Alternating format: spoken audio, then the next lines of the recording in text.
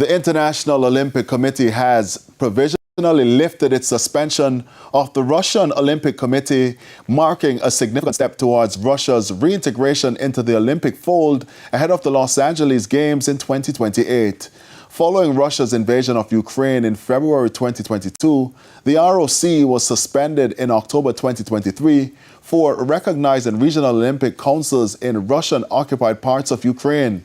The IOC said its executive board had lifted the suspension but had not decided yet on whether Russia could display its flag, colors, or have its anthem played at the Games.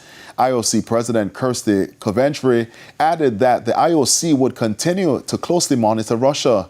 There was no immediate reaction from Ukraine. No, Russian sports minister said the IOC's decision should clear the way for Russian athletes to make a full return to the international sporting stage.